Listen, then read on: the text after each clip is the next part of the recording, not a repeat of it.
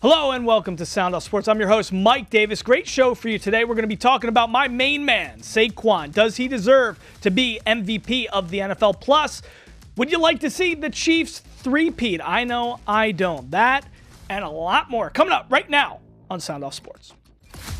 Make some noise. This is Sound Off Sports, sponsored by Sam and Ash.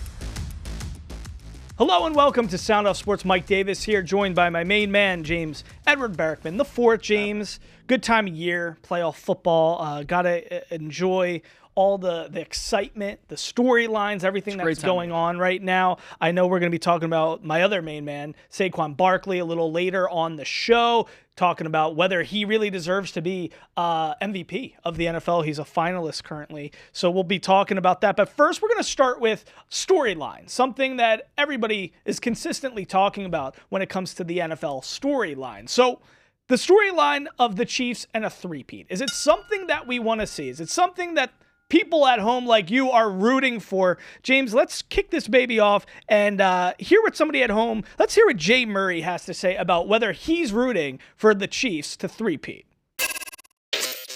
Yeah, this is Jay Murray, and I'd like to say something about the Chiefs, that refs let them cheat, and it's been seen and unsaid, and I don't think the Chiefs deserve to win a third championship, because I've seen it for my own two eyes, and I've seen it for over 10 years.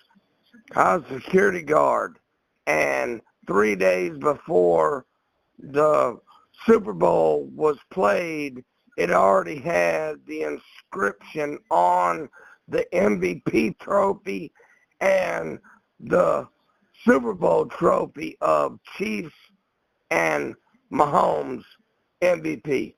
So yeah, I'm a little disgruntled, and I don't think they deserve to win, because they cheat. It's just all about money. It's favoritism in the NFL now, and it's not fair.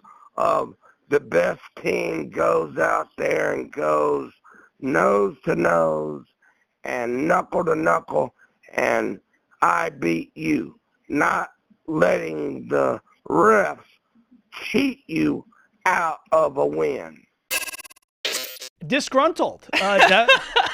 Definitely. Jay sounds very disgruntled. Listen, we didn't really ask about whether they deserve it. We were asking if, I think it's safe to say that Jay's not rooting for him. You don't think he's a Taylor Swift fan and has a Kelsey jersey? No, I think he's... Listen, I mean, let's be real. A lot of people share the sentiment that Jay was sharing there. I mean, a lot of people question the refs. They question the refs and how they call the game when it comes to Patrick Mahomes. So that's not a unique take. I just think it's more so we're talking storylines here. To me, it's like, do we want to see this? Is this good for the NFL? Is this an exciting product if we continue to have this level of dominance without any parity? And I mean, listen, we want just the authentic game to play out, and that's what we're rooting for. The Chiefs referee thing, it's so tired. Shut up. If you're one of these people that are like, oh, it's rigged for the Chiefs, just shut up, because you don't know what you're talking about. And it's exciting to have a villain. I think they're becoming a villain in the NFL. They're becoming the Patriots of the 2000s. Very similar. So I'm not rooting for them as a guy from Philadelphia, of course. But James, you're a good guy to ask. I mean, you're somebody who I think has a good barometer on the temperature of fans and what people are rooting for. So if you're putting yourself in the shoes of maybe not Jay Murray, but somebody like that at home, what do you think the stacking of storylines looks like when you consider the Chiefs, the Bills, the Commanders, and the Eagles? Yeah, I think you got to be rooting for Buffalo. Buffalo's got to be America's team right now. Detroit and Washington Detroit was up there, Washington's still up there, but I think Buffalo's got to be your number one right now. Tortured fan base, loyal to the bone. 4 Super Bowls in the 90s, didn't win a single one of them with Jim Kelly. You finally get another quarterback. He's generational, it looks like. And it looks like, you finally have another opportunity to take down Goliath, the team that has had your number in the playoffs all these years. I'm rooting for Buffalo to finally get that Kansas City monkey off their back. I think number 2's got to be Washington. I think that's who America's probably rooting for as number 2. Another tortured fan base who's still loyal to the bone. Got Dan Snyder out of there, new ownership, new front office, new head coach, new coordinators, and in about a year and a half, you land Jaden Daniels, and he has you on the doorstep of the Super Bowl.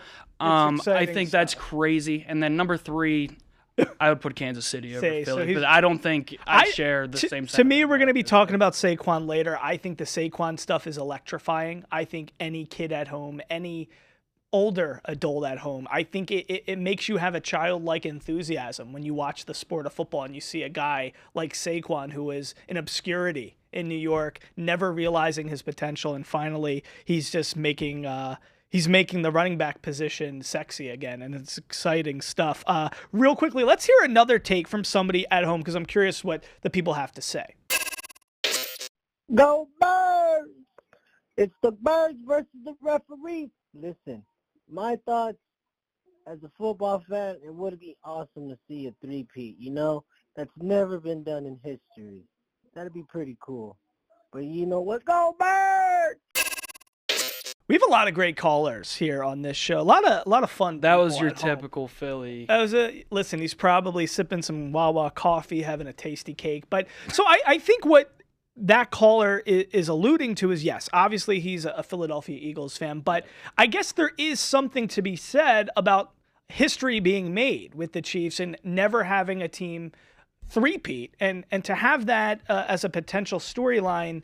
I'm coming from a biased perspective and standpoint, but I guess that's an exciting thing to really see something that's never been accomplished. A three-peat would be incredible, and I know there's a lot of people rooting against the Chiefs, and I totally understand that as somebody who rooted hard against the Patriots dynasty for so many years.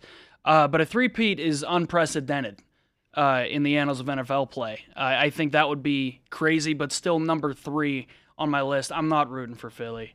I don't like the fan base. I don't like the arrogance of the head coach and Big Dom. Just feels. How can you not like Big Dom? I don't like it. I know I'm probably in the minority in not liking Big Dom, but that's just me. All right, you heard it there from James Edward Barrickman the fourth. James, as we head to break, let's hear one more response from somebody at home. At Kofod Craig on X says, I'm from Western New York. No, they won't win the Super Bowl, and no, I'm not rooting for them. Go Bills.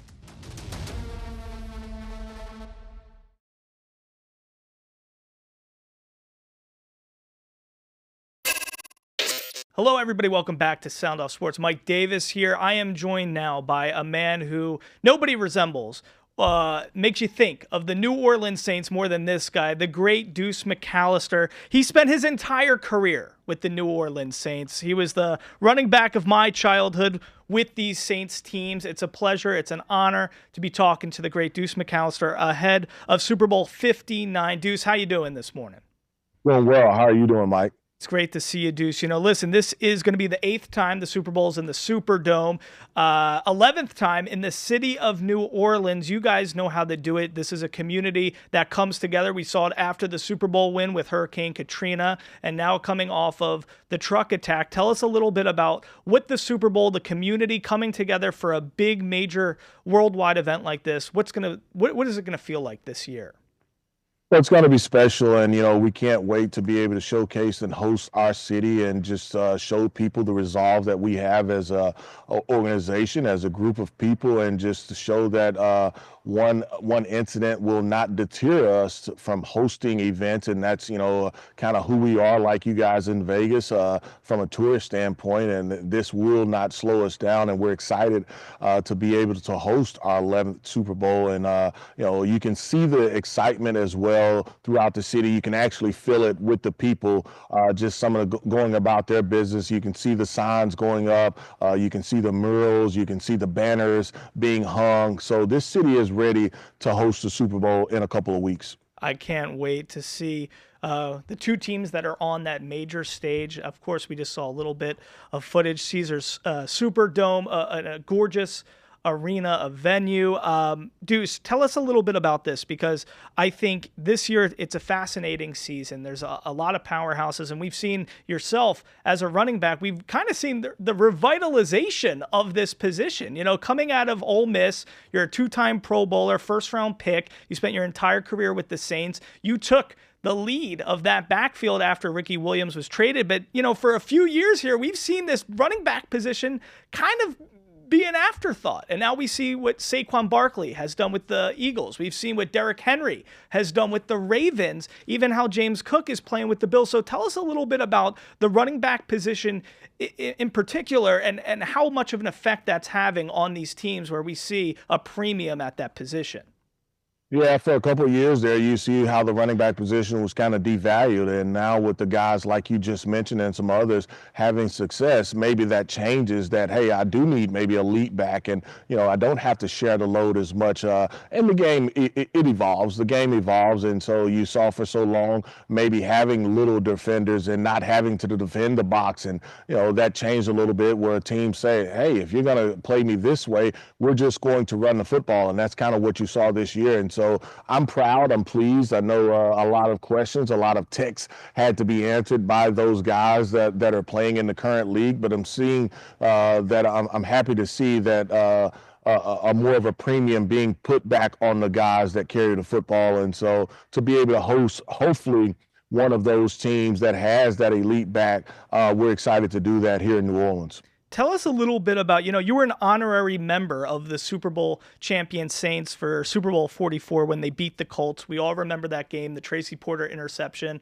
all that stuff. But to me, the moment that I reflect back on was the gumption of Sean Payton to being down 10-6, going into halftime, to come out and to do that onside kick. I mean, that is going to be something that goes down forever in history, that we continually talk about. The gumption to be on that stage. You know what it's like to be an athlete. You know, week 7, it's still big. Your nerves are going. You got a little bit of adrenaline in those veins pumping, all that stuff. But on the Super Bowl stage, to have that gumption, tell us a little bit about the mentality of a guy like that, and why that perhaps might be needed in order to capture a Super Bowl victory. Well, you definitely got to have it. And so I think, you know, one of the things, it starts with the preparation. And that's one of the things that we knew going into that game, that the opportunity would be there. And so going in and talking about it at halftime, Sean had talked about it. It was ambush. And so he was talking about, we're going to do ambush. You had studied it on film. You knew that the opportunity would be there. Now it's just going out and executing. And so it started with the great kick. And once the ball is kicked, now the guys have to go out there and execute and do their job. And that's exactly what they were able to do. And that's no different than what will happen in this upcoming game. It's about executing. You can get lost in the lights and the bright lights in the moment, but from a player's perspective, it's about, can I go out and execute the game plan that you have put in for that game? And so you spend a lot of time at that facility. You spend a lot of time around those players. What you don't want to happen is you think that, hey, it's just another game, because being just another game, you may not get to that moment. So don't allow yourself to kind of take it for granted. All right, thank you to Deuce McAllister. For the full interview, go to our YouTube page, Silver State Sports and Entertainment.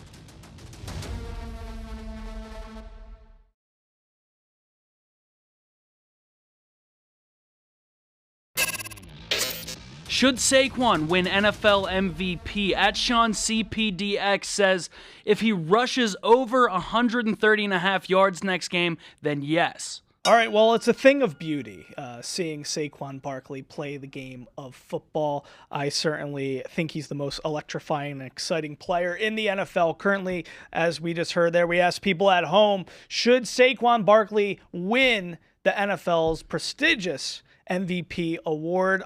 Listen, it's typically a quarterback award. It's a quarterback award. The last time it went to a running back was a non-QB, was Adrian Peterson in 2012. He had a tremendous season with the Minnesota Vikings.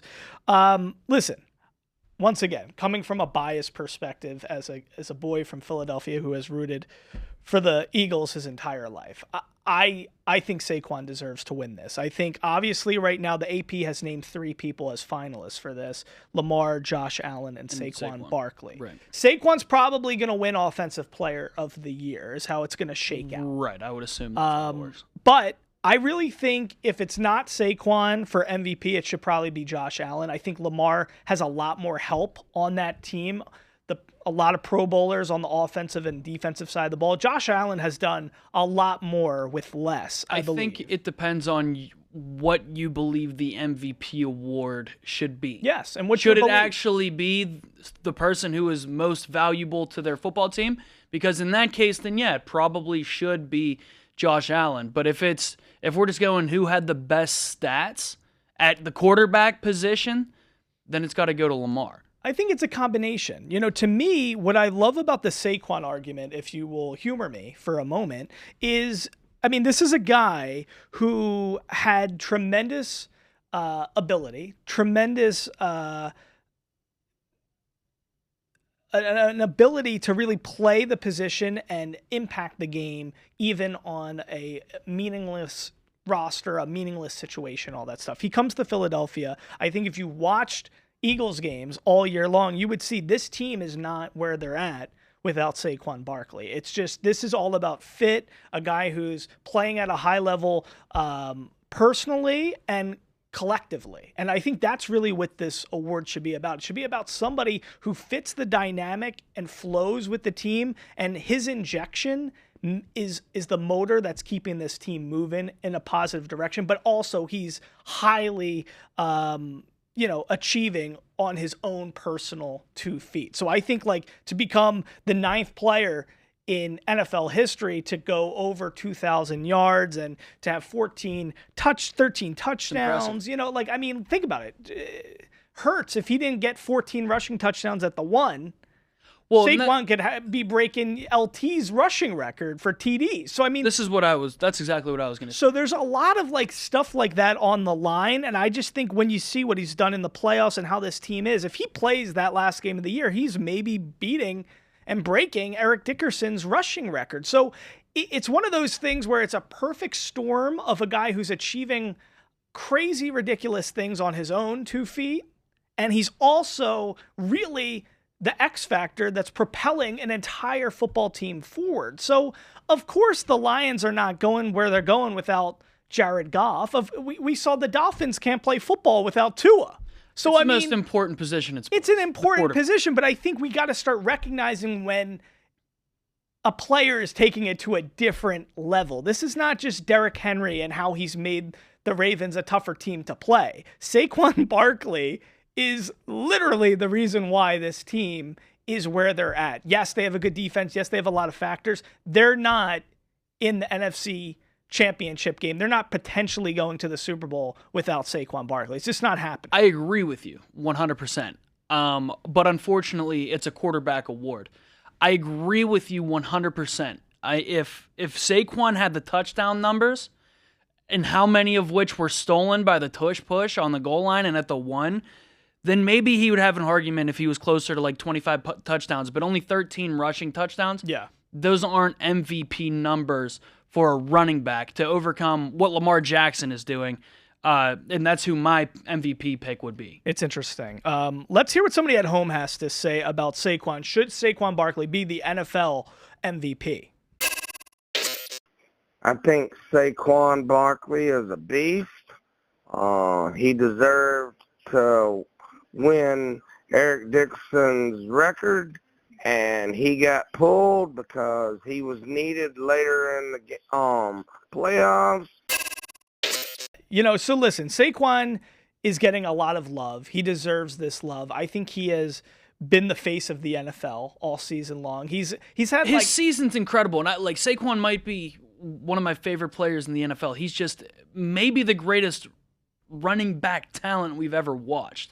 And him behind that Philly line now, I'm so glad he got out of New York. That's the best thing that's happened, not just for Philly and Saquon, but for the NFL. Yeah, I really like it. And I think, to me, just to wrap this up, I think there's a lot of quarterbacks who are serviceable and that could help a team capture a Super Bowl championship. How many running backs in the league could go into that position and propel a team forward is my question. I think that's the difference here. I could see the Eagles winning the Super Bowl with a lot of different quarterbacks at the helm. Same thing with some of these other teams. So I just think when you're talking about a running back who can do what he's doing and elevate a team, it's pretty unmatched. Coming up after a short break, we have a very interesting conversation when it comes to sink or swim. Stick around.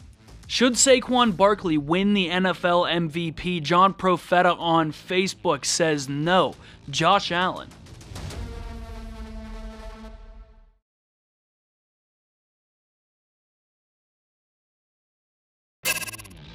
All right, now it's time for sink or swim. James, I got a rant. We talk about this in the back office all the time. I can't stand it.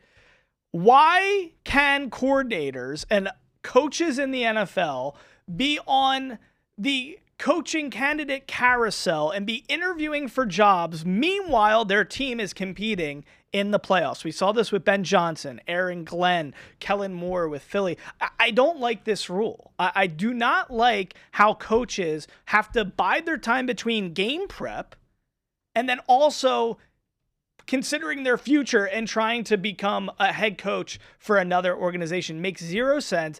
The clear-cut thing to do here is you cannot audition or interview for another job until your team is eliminated. I don't know why this is not happening. I don't disagree with that. I wouldn't, to make it fair to all coaches, I would just set a certain off-season deadline post-Super Bowl. Now we can start interviewing guys and things of that nature.